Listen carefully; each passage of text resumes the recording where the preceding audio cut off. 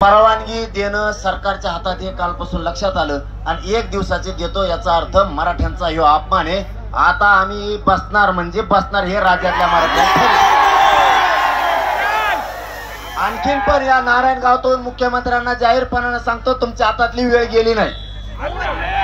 मागण्याची अंमलबजावणी करा आणि मराठ्यांचे पोरं जे मुंबईत येणार आहेत हे उगाच जमलेत 5000पेक्षा जास्त म्हणून काठी हाणायची नाही। मी माझ्या जातीला काय समजून सांगायचं सांगल, मी सांगूच तर त्याला डावचायचं सुद्धा नाही। तुम्ही जर म्हणले 5000 लोकच बसा तर आमचे खानदानी अवलादे 5च बसू, पण दुसऱ्या ग्राउंडवर सगळे मराठे बसते। तुम्ही आम्हाला नाकारू शकत नाही। म्हणून तुमच्या जीवावरती नाशिक आणि पुणे जिल्हा यांनी गेल्या वेळेस आमच्यावर लय उपकार केलेत गरीब मराठ्यावर। तुम्ही एवढी सुद्धा आम्हाला आठवण येऊ दिली नाही, एवढी सुद्धा लेकरं बाळ कधी उपाशी राहू दिले नाही। जर आंदोलन लांबलंच पुणे जिल्हा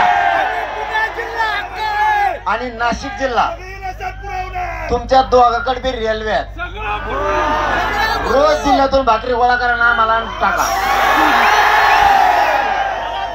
2 टाइम आम्ही खातो, 2 टाइम रिटून झोपतो, पण तुमच्या लेकराच्या डोक्यावर गुलालच टाकेन हे शब्द आपला। आता तुम्ही एवढ्या संख्येने जमल्यामुळं आम्हाला आणखीन ऊर्जा वाढली आणि आता हे बघितल्यामुळं हे बांधव आपल्या मागे बरं का आणि आता हे काय गेलं त्याची झोप उडाली।